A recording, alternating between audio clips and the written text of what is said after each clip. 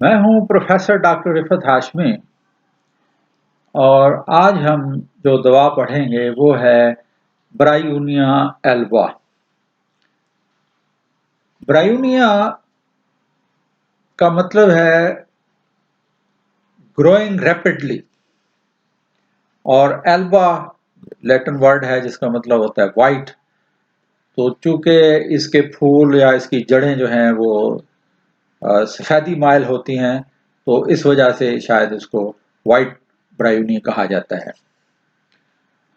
ये एक ऐसी दवा है जिसके बारे में डॉक्टर डुडजिन फरमाते हैं कि ब्रायूनिया के बगैर होम्योपैथिक दुकान बंद कर देनी चाहिए। यानी इसका मतलब ये है कि ये बहुत ही प्रैक्टिकल एप्लीकेशन की दवा है।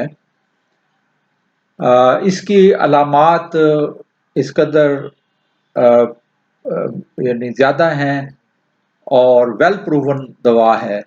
यानी ब्रायूनिया की पूरी पर्सनैलिटी जो है वो हमारे सामने मौजूद है। बाज़ दवाएं ऐसी हैं कि जिनमें पूरी तरह से प्रूविंग नहीं की जा सकी है, लेकिन ये ऐसी दवाएं हैं जो टाइम टेस्टेड हैं और इनकी मुकम्मल प्रूविंग हो चुकी है।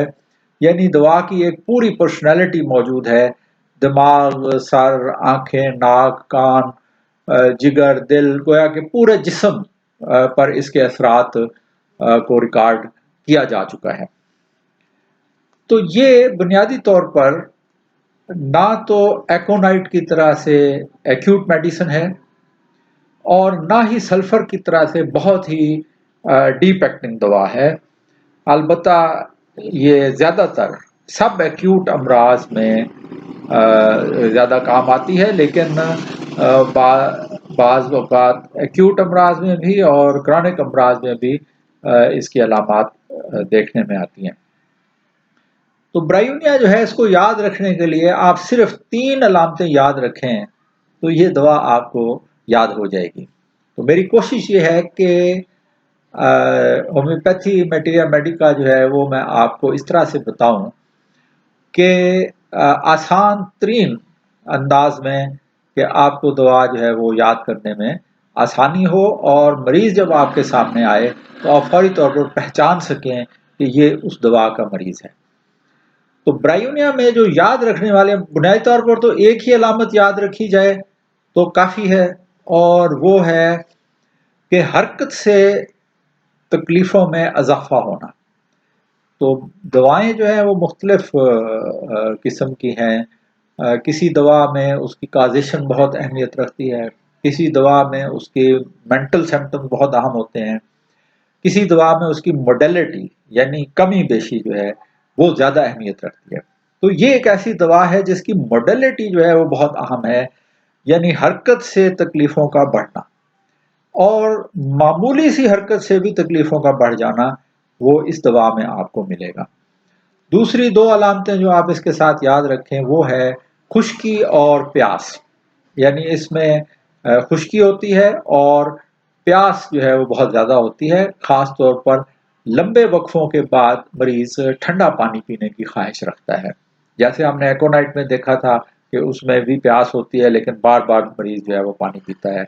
या आर्सेनिक की प्यास जो है वो घोंट-घोंट पानी की प्यास होती है, ठंडा पानी माँगता है, लेकिन सिर्फ़ मुँह तर करने के लिए। लेकिन ब्रायूनिया की जो प्यास है इसमें चूंकि खुश्की बहुत होती है, तो इसलिए काफ़ी मिकदार में मरीज लंबे वक्फों से पानी जो है वो इस्तेमाल करता है। अगर कॉन्स्टिट्यूशन की बात की जाए तो एक टिपिकल ब्रायूनिया का मरीज जो है वो सांवले रंग का होता है, काले बालों वाला, ठोस पट्टों वाला और आमतौर पर घबराया हुआ सा दुबला पतला मरीज, अमीराना रहन सहन रखने वाले पेटू किस्म के मरीज होते हैं, चिड़चिड़े होते हैं और गुस्से वाले भी होते हैं और ज़्यादातर गंठियावी अमराज में मुब्तला होते हैं। तो ये उसकी टिपिकल सी पिक्चर है यानी कॉन्स्टिट्यूशन के हवाले से। तो अब मैंने जो 3 अलामतें आपको याद रखने के लिए कहा है वो है हरकत से तकलीफ़ों में इजाफा, खुश्की और प्यास। तो साफ ज़ाहिर है कि जहाँ खुश्की होगी तो वहाँ पानी की रिक्वायरमेंट जो है बॉडी की बढ़ जाती है और ये ठंडे पानी की प्यास होती है, लेकिन लंबे वक्फे से मरीज जो है वो काफ़ी मिकदार में पानी पीना पसंद करता है। तो खुश्की की वजह से मुंह का जायका भी उसका कड़वा होता है और ये खुश्की जो है ये मुंह से लेकर आंतों तक और मक्कत तक आपको हर जगह ये खुश्की मिलेगी। खास तौर पर जो जिस्म के म्यूकस मेम्ब्रेन्स हैं, यानी म्यूकस झिल्लियां हैं, जिनको आबदार झिल्लियां भी कहा जाता है या बलगमी झिल्लियां भी कहा जाता है, तो ये खुश्क हो जाती हैं। तो अगर मुंह में देखें तो जबान खुश्क होगी, जबान पर सफेद रंग की तय होगी और जहां भी आपको ये म्यूकस मेम्ब्रेन्स मिलेंगी तो वहां पर चूंकि खुश्की होगी और साफ जाहिर है कि उस जगह जब म्यूकस मेम्ब्रेन ड्राई हो जाती है तो वहां पर अगर फैलाव होगा या सुखड़ाव होगा यानी हरकत होगी तो उससे तकलीफ जो है वो बढ़ेगी। मिसाल के तौर पर ब्रायोनिया की एक बड़ी अलामत, अहम अलामत है कि इसकी दर्दें जो हैं वो चुभनदार होती हैं, यानी स्टिचिंग पेन्स होती हैं। तो जाहिर है कि जब बलगमी झिल्ली जो है वो ड्राई हो जाएगी और उसमें ज़रा भी हरकत जब होगी तो उसमें वो स्ट्रेच करेगी या कॉन्ट्रैक्ट करेगी उसके जो लेयर है, तो उससे ये चुभनदार दर्दें जो हैं ये पैदा हो जाएंगी।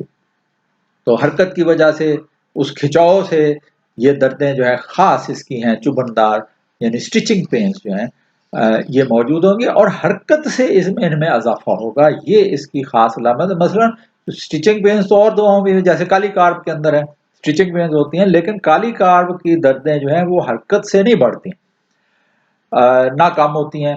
लेकिन ब्रायोनिया जो है इसकी ये दर्दें जो हैं या कोई भी तकलीफ जो है वो हरकत करने से बढ़ जाएगी।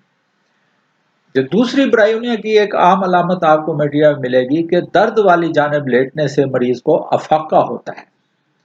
तो अब इसकी वजह क्या है? इसकी वजह ये है कि फर्ज करें कि मरीज को फेफड़ों की तकलीफ है, नमूनिया है या और कोई प्रॉब्लम है, ब्रोंकाइटिस है, तो उसको अगर पसली में दर्द है या छाती में दर्द है, तो अगर वो छाती को दबाकर उस जानिब लेट जाएगा तो उससे उसकी जो मूवमेंट है वो कम हो जाएगी, यानी रेस्पिरेटरी मूवमेंट जो है वो रेस्ट्रिक्ट हो जाएगी दबाने से, तो उसके तकलीफ में अफाका हो जाएगा। तो असल बात फिर वही है कि तकलीफ हरकत से बढ़ती है और जब उस मऊफ हिस्से को दबा लिया जाता है तो उससे उसकी तकलीफ में अफाका हो जाता है। इसी तरह अगर जोड़ों की तकलीफ है तो अगर आप छुएंगे तो मरीज को दर्द होगा, लेकिन अगर आप उसको पकड़ लेंगे जोड़ को और उसकी मूवमेंट जो है वो रिस्ट्रिक्ट हो जाएगी तो उससे उसको अफाका महसूस होता है। तो ये मामूली सी हरकत से जो तकलीफ में इजाफा है ये आपको हर जगह मिलेगा। मसलन अगर सर दर्द है तो सर को हिलाने से, यहाँ तक कि आंखों को हरकत देने से भी सर में दर्द में इजाफा हो जाएगा। मेनिंजाइटिस है तो मेनिंजाइटिस में तो मरीज जरा भी सर को नहीं हिला सकता, आंखों को भी नहीं हिलाता और चुभनदार दर्दें भी होती हैं। तो इसलिए ये इसकी जो मोर्टेलिटी है ये बड़ी अहम है कि मसलन जब मरीज सुबह के वक्त उठता है या जागता है और जैसे ही वो हरकत करता है तो अगर सर दर्द है तो सर दर्द ज्यादा हो जाएगा। तो इसलिए ब्रायोनिया में आपको सुबह जागने के बाद अक्सर सर दर्द की शिकायत लोगों में मिलेगी। या मॉर्निंग डायरिया भी इसमें होता है कि मसलन जैसे ही मरीज उठा सुबह उसने हरकत की फौरन उसको पकाने की हाजत हो जाती है। तो लिहाजा इसी तरह अगर मरीज लेटा हुआ उठकर बैठे यानी हरकत करे तो उसको मतली होगी या नकाहत होगी। तो यहाँ भी आप वही देख रहे हैं कि हरकत ही बुनियादी वजह इसकी बन रही है। जोड़ों में दर्द है तो हरकत करने से जैसे ही मरीज उठ के चलने लगेगा या उठेगा या जोड़ को हरकत देगा तो उसकी तकलीफ में इजाफा हो जाएगा। अब जोड़ों की बीमारी का नाम कुछ भी हो, वो यूरिक एसिड की वजह से जोड़ों में दर्द है, वो रिमेटॉइड आर्थराइटिस की वजह से है, वो ऑस्टियोआर्थराइटिस की वजह से है, वो सादा आर्थराइटिस है, वो साइनोवाइटिस है, साइनोवेलिफियन है, कुछ भी है मर्ज, अगर वो हरकत करने से उसमें इजाफा होता है तो फिर आपको सोचना चाहिए कि उसकी दवा जो है वो ब्रायोनिया हो सकती है। तो खुश्की पाई जाती है हर जगह पर, खांसी खुश्क होगी तो जो वो खुश्क खांसी होगी तो साफ जाहिर है कि बलगम कम होगा और सीने में वही चुभनदार दर्दें जो हैं या स्टिचिंग पेन्स जो हैं वो पाई जाएंगी। और इसमें जो रेस्पिरेटरी अलामात हैं वो गर्म कमरे में दाखिल होने से ज़्यादा। आपको पता है गर्मी से चीज़ें फैलती हैं, तो जैसे ही वो गर्म कमरे में आएगा तो म्यूकस मेम्ब्रेन जैसे ही उसमें फैलाव आएगा तो स्टिचिंग पेन्स, क्योंकि खुश्की है उसके अंदर, म्यूकस कम है तो स्टिचिंग पेन्स होंगे। और सर्दी से चीज़ें सिकुड़ती हैं, तो जब उसको दबा लिया जाएगा या उसकी मोशन को रेस्ट्रिक्ट कर दिया जाएगा तो उसकी तकलीफ जो है वो कम हो जाएगी। तो इसी तरह फ़र्ज़ करें कि ख़वातीन में आमतौर पर ये छाती की गिल्टियाँ जो हैं, इनमें ब्रायोनिया में ख़ास तौर पर ये गिल्टी सख्त किस्म की होती है, जैसे पत्थर की बनी हुई हो। और इन गिल्टियों के लिए, छाती गिल्टियों के लिए या ब्रेस्ट कैंसर्स के लिए होम्योपैथी में बेशुमार दवाएँ हैं। लेकिन ब्रायोनिया जो है वो उस वक़्त मौजज़ाना काम करती है जब ज़रा सी हरकत से तकलीफ जो है वो बढ़ जाए और मरीज़ा जो है वो अपनी, यानी इस कदर सेंसिटिव होती है कि वो अपनी छाती को थाम कर चलती है ताकि उसमें हरकत ना हो या उसमें झटका ना लगे, क्योंकि उससे उसको तकलीफ होती है। तो इसीलिए मैं इस बात को बार-बार दोहराता रहता हूँ कि होम्योपैथी दवा जो है वो सिर्फ़ उसी वक़्त मुअस्सिर होगी जब वो अलामात के मुताबिक दी जाएगी। बीमारी के नाम पर दी जाने वाली दवा जो है वो या तो कुछ असर नहीं करेगी या फिर कोई ना कोई पेचीदगी ही पैदा करेगी। तो अब ख़वातीन का ज़िक्र हो रहा है तो उसके हवाले से ब्रायोनिया की एक और पहचाने जाने वाली अलामत जो है वो है विकेरियस मेंसेस। यानी जब पीरियड्स का टाइम शुरू होता है, हैज़ का टाइम शुरू होता है, तो उस वक़्त बजाय हैज़ के जिस्म के किसी और हिस्से से ब्लीडिंग होने लगती है। मसलन नक्सीर शुरू हो जाएगी या गम्स ब्लीडिंग शुरू हो जाती है। तो खुश्की जो है, मैंने आपको बताया कि वो मुंह में है, मैदे में है, आंतों में खुश्की होगी जिसकी वजह से मरीज को कब्ज होगी, पखाना इंतहाई खुश्क और सख्त होगा। अगर ब्राहिमिया का मरीज बाथरूम में है तो आपको टॉयलेट बॉल में से ऐसी आवाजें आएंगी जैसे पत्थर गिराया जा रहा हो, गुड़ुम गुड़ुम की आवाज जो है वो बाहर सुनाई देगी। कई कई दिनों तक पखाने की हाजत नहीं होगी, क्योंकि पेरिस्टाल्टिक मूवमेंट्स जो हैं उससे मरीज की जो है वो तकलीफ बढ़ती है और ये मूवमेंट्स जो हैं वो रेस्ट्रिक्ट हो जाती हैं। तो यहाँ भी आपको वो हरकत वाला फैक्टर जो है वो मौजूद नजर आ रहा है। तो बाद होम्योपैथ जो है वो ब्रायूनिया को कब्ज के मरीजों के लिए, यानी बगैर अलामत के इस्तेमाल, क्योंकि उन्होंने पढ़ लिया है कि ये कब्ज की दवाई है तो वो बगैर अलामत के ही इसको इस्तेमाल करवाते हैं। तो ये दरअसल होम्योपैथी असूलों के खिलाफ है। होम्योपैथी में बहुत ज्यादा इंडिविजुअलाइजेशन पाई जाती है, यानी हर मरीज की एक मखसूस दवा होगी जो उसकी अलामात की बुनियाद पर उसको दी जाएगी, तो तब ही उसको परमानेंट उसका क्योर होगा। वरना तो फिर उसी तरह है जैसे एलोपैथी में है कि आप कब्ज को कुछ दवाई लेते हैं, वक्ती तौर पर फाका हो जाता है और जैसे ही आप दवा छोड़ेंगे तो कब्ज जो है वो दोबारा हो जाएगी। तो मैं आपको चंद मिसालें देता हूं जिससे आपको अंदाजा होगा कि होम्योपैथी में जो वेरिएशन है उसकी क्या अहमियत है। तो ये तो मैं सिर्फ एक डिफरेंशिएटिंग एक एक अलामत बता रहा हूँ, लेकिन जब मरीज को दवा दी जाएगी तो फिर मरीज की टोटलिटी पर वो दवा सिलेक्ट होगी। मिसाल के तौर पर अगर आंतों में एक मफलूजाना सी कमजोरी पाई जाती है और उसकी वजह से कब्ज है और मरीज जो है वो नींद में खराटे लेता है तो ओपीएम उसकी दवा हो सकती है। अगर आंतों के गुदूद खुश्क हो गए हैं और आंतों के जो पट्टे हैं वो सिकुड़े हुए हैं और उसकी वजह से अगर कब्ज है और पेट अंदर को धंसा हुआ है तो ये प्लम्बम की कब्ज है। अगर किसी मरीज में आपको कब्ज, सर दर्द और प्यास, यानी इन तीन अलामात का ग्रुप इकट्ठा मिलता है तो आपको सोचना चाहिए कि ये नाइट्रोम्योर की कब्ज हो सकती है। जो लोग सफर करने के आदी हैं, मेरे पास अक्सर ऐसे मरीज आते हैं जो आके कहते हैं कि जी हम अपने यानी शहर में रहें तो हम ठीक रहते हैं, लेकिन अगर हमें ट्रैवल करना पड़े, बैरून मुल्क जाना पड़े या दूसरे शहर में जाना पड़े तो कब्ज हो जाती है। तो ये प्लाटिना के मरीज हो सकते हैं।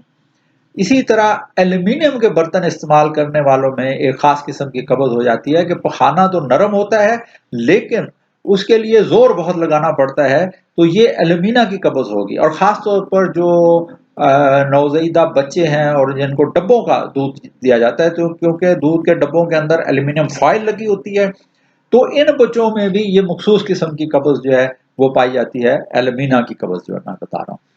इसी तरह अगर मरीज को बार बार पखाने की नाकाम हाजत महसूस होती है तो ये नक्सवमिका की कब्ज है। अगर जबान पर सफेद रंग की तय है, बहुत थिक कोटिंग अगर आपको नज़र आती है तो आपको सोचना चाहिए कि ये एंटीमोनियम क्रूड की कब्ज़ है।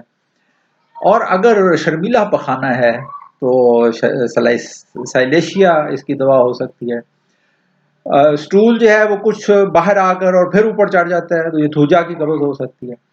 कई कई दिन तक पखाने की हाजत ही नहीं होती तो ये सैनिकुला की कब्ज़ हो सकती है।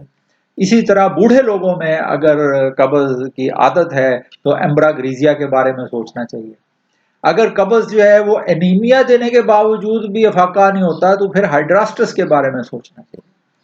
अगर एक ऐसा मरीज़ है जिसमें कभी कब्ज़ होता है, कभी इसहाल होता है तो एब्रोटिनम के बारे में सोचें। अगर मक्कद में डाँट का एहसास है और मरीज़ को खाने-पीने से अफ़क्का होता है, मरीज़ कुछ ना कुछ खाता-पीता रहता है, तो ये एनाकार्डियम की कब्ज़ हो सकती है। तो अगर पखाना जो है वो इस तरह का है जैसे कुत्ते का पखाना होता है, यानी लंबा, पतला, खुश्क और गांठदार, तो ये फास्फोरस की कब्ज़ हो सकती है। तो इस तरह से मैं अगर कब्ज़ की दवाओं पे अभी आपको बताना शुरू कर दूँ, तो कई हफ़्ते चाहिए इस टॉपिक को कवर करने के लिए। तो बजाय इसके कि बीमारी के नाम पर दवा दें, उसको डिफरेंशिएट करें पूरी अलामात को, तो जब वो दवा मरीज़ को दी जाएगी, तो तभी होम्योपैथी का सही फ़ायदा जो है वो मरीज़ को आप दे सकते हैं। लेकिन अगर ब्रायोनिया में जो डाइजेस्टिव सिस्टम है, तो उसमें आपको मैं बता ही रहा हूँ कि उसमें खुश्की का आंसर जो है वो पाया जाता है, प्यास जो है वो बहुत ज़्यादा लगती है, पेट दुखता है, हरकत करने से तकलीफ होती है, उठकर मरीज़ बैठे यानी हरकत करे तो उसको कै हो जाएगी या मतली होगी। एक और अलामत इसमें अहम है कि उसको फुमे मैदा के ऊपर यानी मैदे के मुँह के ऊपर उसको ऐसा फीलिंग होता है जैसे पत्थर रखा हुआ हो। तो ये जो एहसासात हैं, ये भी होम्योपैथी में बड़ी अहमियत रखते हैं और इनको मरीज़ की लैंग्वेज में ट्रांसलेट और रिकॉर्ड किया गया है मटीरिया मेडिका के अंदर। मिसाल के तौर पर अगर मरीज़ कहता है मुझे मैदे पर पत्थर का एहसास है, तो ये और बात है। और अगर एक मरीज़ आके कहता है मुझे ऐसा लगता है जैसे फुमे मैदा पर उबला हुआ अंडा रखा हुआ है, तो ये एक डिफरेंट सेंसेशन है और इसकी दवा एबिस नाइग्रा होगी। तो डाइजेस्टिव सिस्टम के हवाले से जो यानी डाइटरी एरर्स हैं, यानी आप ओवर ईटिंग कर लेते हैं या मुर्गन ग़िज़ाएँ खा लेते हैं, तो उसमें मैंने एक दफ़ा कॉलेज में एक फंक्शन हुआ, तो उसमें मैंने स्टूडेंट्स को कहा कि यहाँ पर एक बैनर लिख के लगवाएँ कि खूब खाएँ और होम्योपैथिक दवाएँ ब्रायोनिया और पल्सटीला आज़माएँ। तो ये डाइटरी एरर्स जो होते हैं, उनके जो मुज़िर असरात हैं, तो उसके लिए भी ब्रायोनिया जो है वो इस्तेमाल होती है।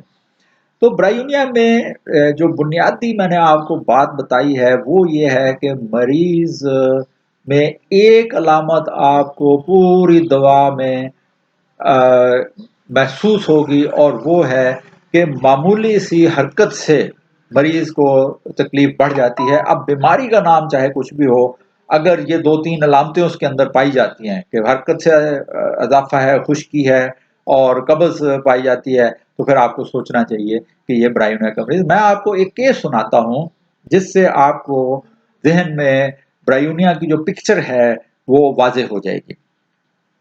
काफ़ी अरसे की बात है कि मेरे पास एक साहब आए और उन्होंने कहा कि मेरा बच्चा जो है वो निश्तर हॉस्पिटल में मुल्तान में एडमिट है, तो आप उसे हॉस्पिटल जाकर दें। मैं आम तौर पर मरीज़ देखने अस्पतालों में नहीं जाता हूँ, लेकिन वो चूँकि मेरे जानने वाले थे और मेरे पास मेरा एक शागिर्द भी बैठा हुआ था, तो उसने कहा सर मैं भी आपके साथ चलना चाहता हूँ।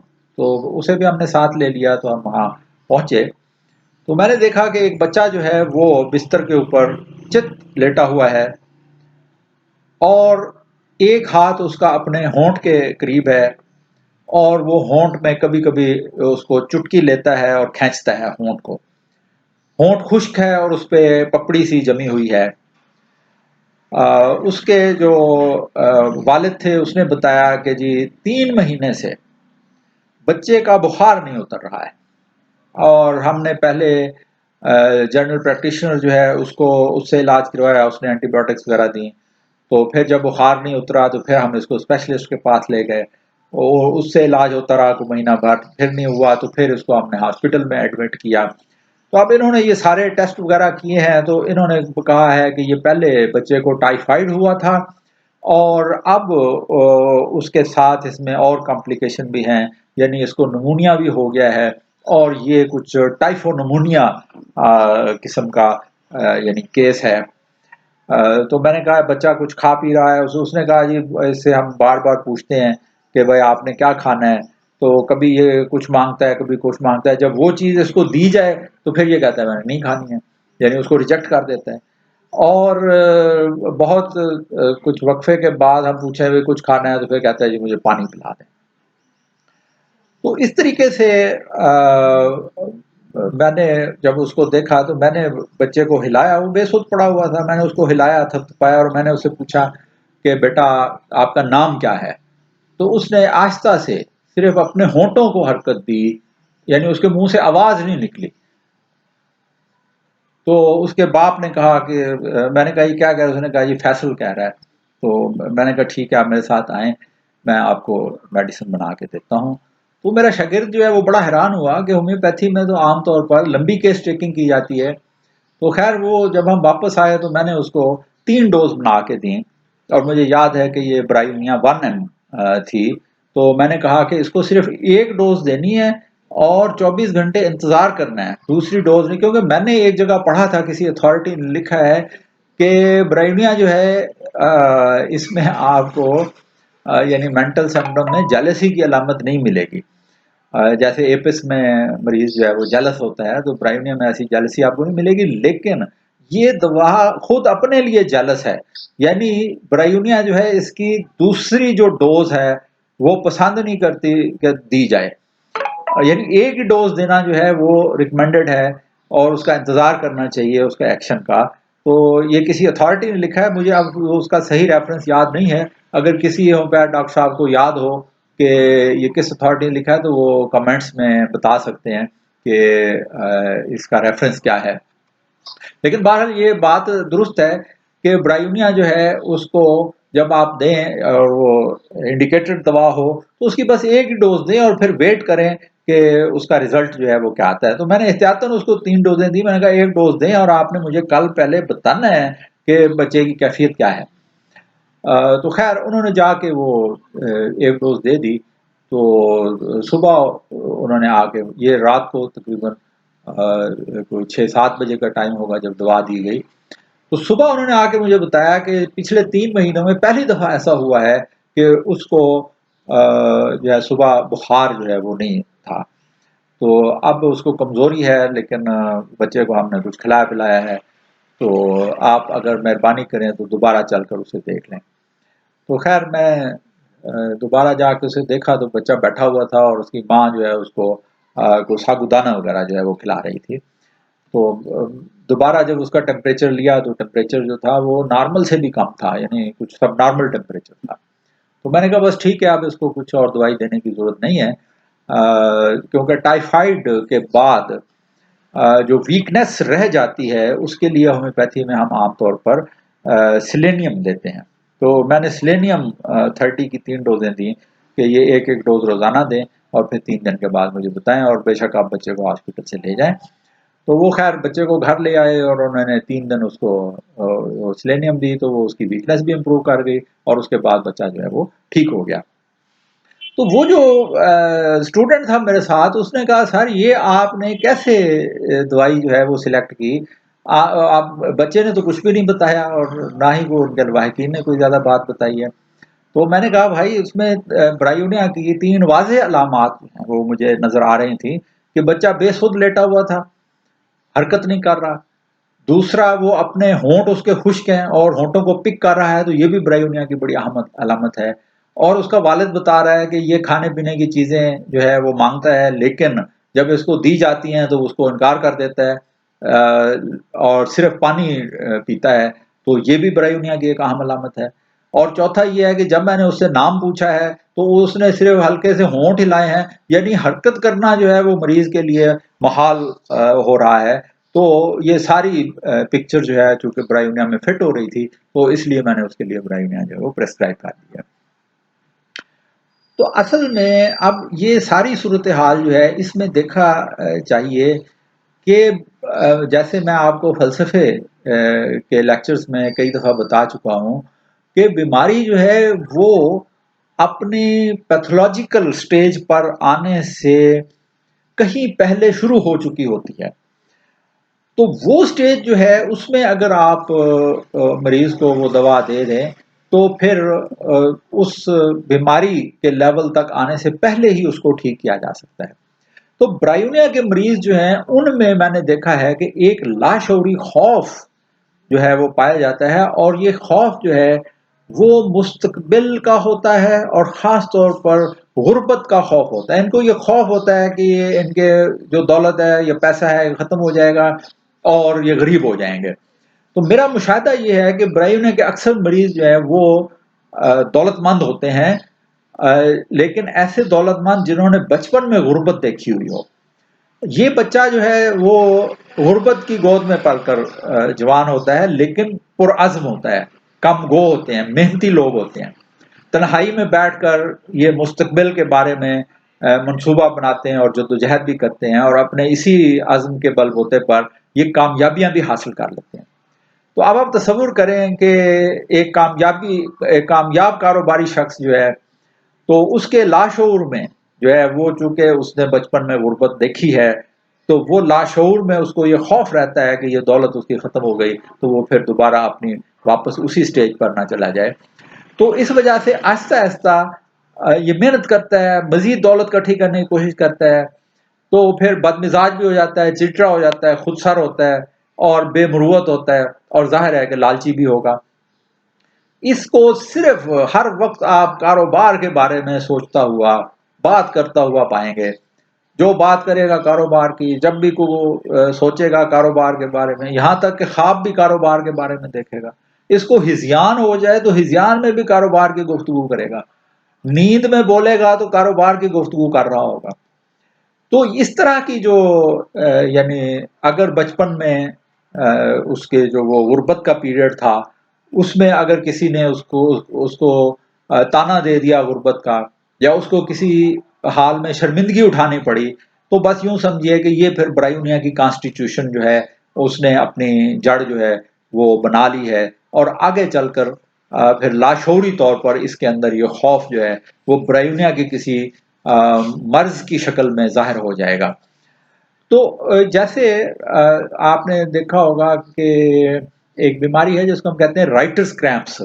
तो जो क्लर्क लोग हैं, या जो टाइप करते हैं बैठ के सारी जिंदगी, 20 साल एक आदमी ने टाइप किया, तो अब वो टाइप कर करके थक जाता है, लेकिन वो शऊरी तौर पर अपनी जॉब भी नहीं छोड़ सकता, लेकिन लाशऊरी तौर पर वो इस कदर थक चुका होता है कि उसमें एक बीमारी हो जाती है जिसको हम राइटर्स क्रैम्प्स कहते हैं। जैसे ही वो टाइप करने के लिए बैठता है या लिखने के लिए बैठता है, तो उसके हाथों में क्रैम्प्स पड़ने शुरू हो जाते हैं। तो यानी एक तरह से जैसे आपने टर्म सुनी होगी कि नर्वस ब्रेकडाउन हो गया है, तो इसी तरह से ब्रायोनिया में भी एक ऐसा ब्रेक पॉइंट आ जाता है कि जब उसका जिस्म जो है अब वो जवाब दे जाता है, और वो फिर हरकत करना भी पसंद नहीं करता, बेहोश हरकत बैठा है, जरा सी हरकत से उसको तकलीफ जो है वो बढ़ जाएगी, उठने पर चक्कर आएंगे, मुंह गला होंठ खुश्क हो जाएंगे, प्यास लगेगी, कब्ज होगी, और मुंह में खुश्की की वजह से वो मुंह ऐसे हिलाएगा जैसे चिबा रहा हो, दवाइयाँ लेगा, अकेले बैठना पसंद करेगा। तो इस तरह से अगर आपको इस तरह की पिक्चर मिलती है, तो फिर आप समझ सकते हैं कि ये ब्रायोनिया का केस है, और ब्रायोनिया देने से एक मौजज़ाना तब्दीली जो है वो बीमारी की इम्प्रूवमेंट में आप देखेंगे। तो ये दवा जो है इसको यानी छोटी ताकतों में, दरमियानी ताकतों में, बड़ी ताकतों में ये कमाल की दवा है, हर ताकत में जो है वो काम करती है। मुख्तलिफ अमराज में साफ ज़ाहिर है कि मरीज़ की कैफियत के मुताबिक जो दवाएं हैं या पोटेंसी जो है वो सिलेक्ट की जाती है। एक बात का ख्याल रखें कि इस दवा से पहले या बाद में आप कैलक्रिया कार्ब मरीज को इस्तेमाल ना करवाएं, क्योंकि ये इसकी एनिमिकल दवा है। तो ये मुख्तसर सा एक खाका था, यानी 3 अलामतें आपने बुनियादी तौर पर इसकी याद रखनी हैं। एक तो हरकत से तकलीफ़ों में इजाफ़ा है, दूसरा खुश्की बहुत है, और तीसरा प्यास है, और चौथा जो है इसमें शदीद किस्म की कब्ज़ जो है वो पाई जाती है। तो मैं कोशिश तो ये कर रहा हूँ कि इंतहाई आसान पायराए में आपको होम्योपैथिक दवाएँ जो हैं वो बताई जाएँ। तो होम्योपैथी सीखना, सिखाना, पढ़ना, पढ़ाना मैं समझता हूँ कि ये कार्य सवाब है। तो अगर आप समझते हैं कि ये आपके लिए मुफ़ीद हैं लेक्चर्स, तो आप इनको दोस्तों के साथ शेयर करें और सब्सक्राइब कर लें चैनल को, और अगर नोटिफ़िकेशन चाहते हैं तो बेल आइकन को दबा दें। बहुत शुक्रिया।